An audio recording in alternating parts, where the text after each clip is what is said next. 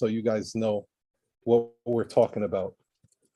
A full service notary practice. Now, you guys may not have heard this before, right? You never heard anyone put this together this way, but after being in this game for a while, and I'm running all over the notary industry, right? And I'm noticing something, and I'm like, we haven't even scratched the surface on the potential of this business and this industry. I'll tell you why. When you interact with a law firm or you interact with a title company, escrow company, paralegal, you can bring them into your mix. You can bring them into your ecosystem, right? Right. You can now create a two-way table. Instead of you going to their office and bringing them scrumpets and tea and, you know what I mean? You're trying to schmooze them and everything. You're still positioning your business to be a one-sided channel. Okay, here's some big goods. Now give me leads. Bring me money. You don't think that company wants money too? Think about it. You don't think they would rather you bring them money than baked goods? They can buy their own baked goods.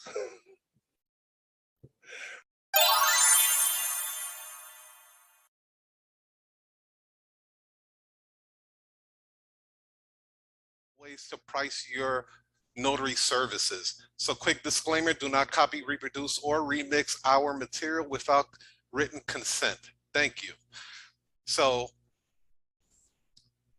the best ways to price your notary services would be to separate it in 3 categories. So when I first started, I noticed that there was a trend. There was always these 3 categories that a lot of the notarization assignments will fall under.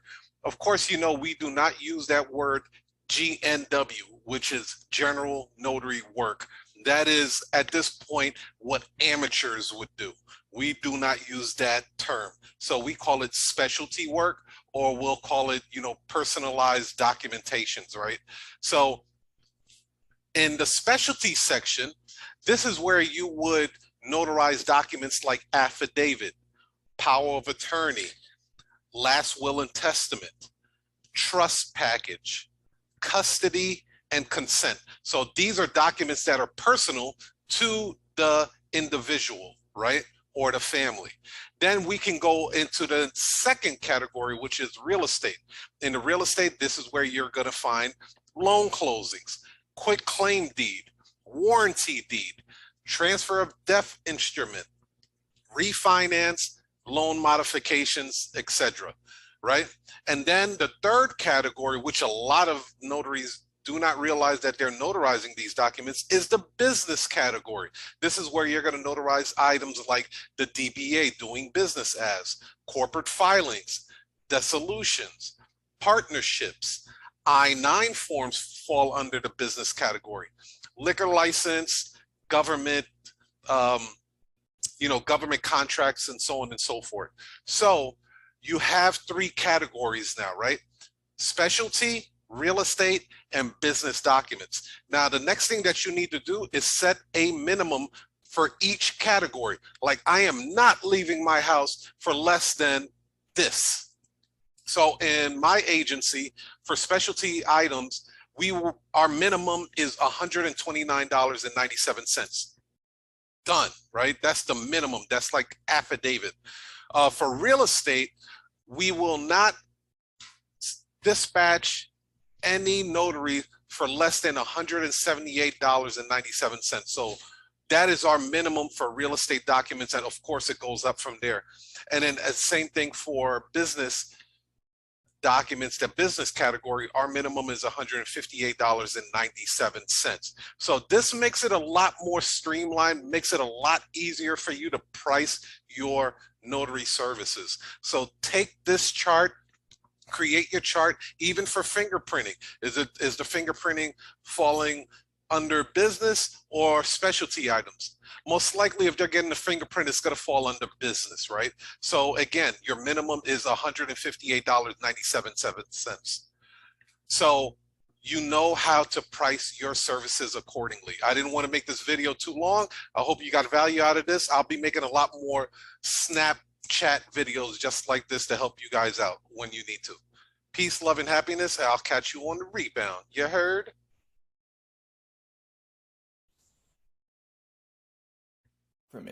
Don't forget to click the link below for my special discounted price.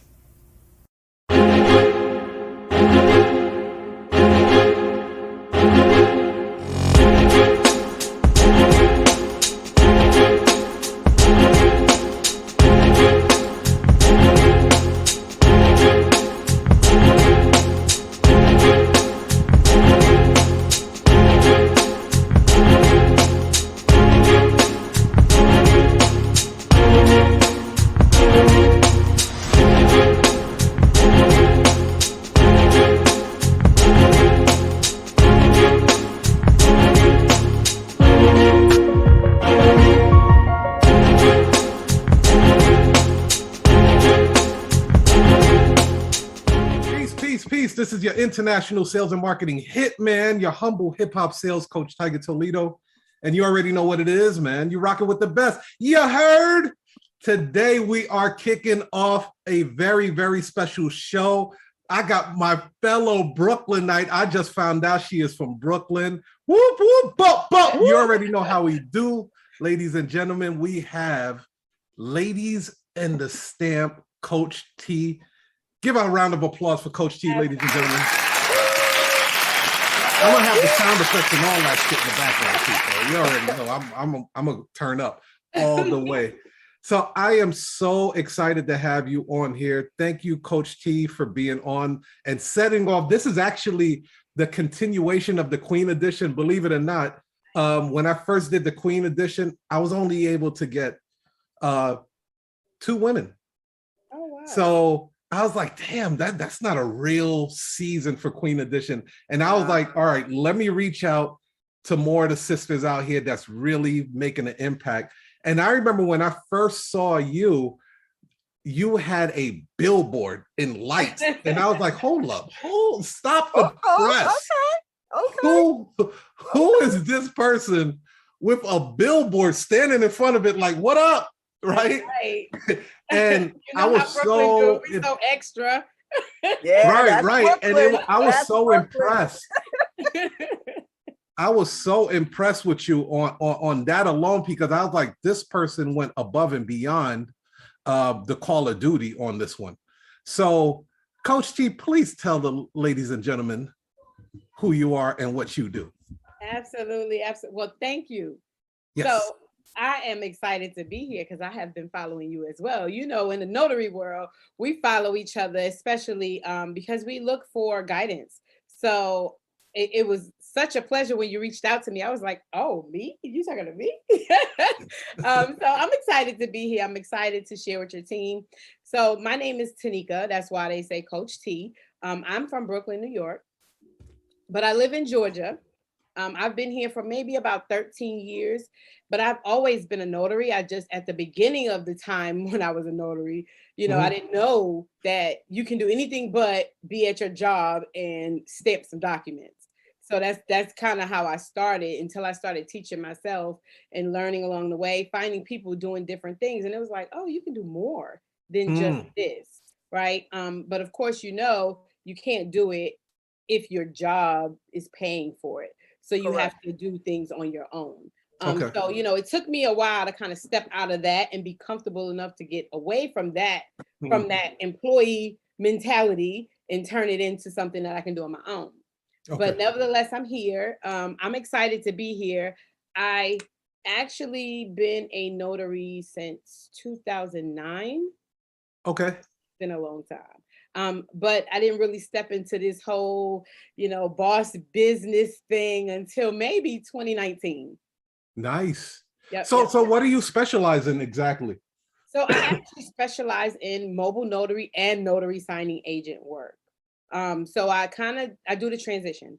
So you start with the notary work, of course, because you can't do notary signing agent work without being a notary. And then I step into the notary signing agent. So it's kind of like a two-step process with me. So that's pretty much where my specialty lies.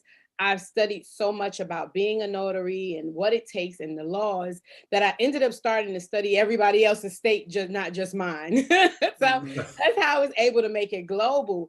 And the good thing that when I started following you and Tech, for that matter, I noticed you both guys talk a lot about automation. So that's what caught my attention. And it was just like, yes, that's where I'm going with it.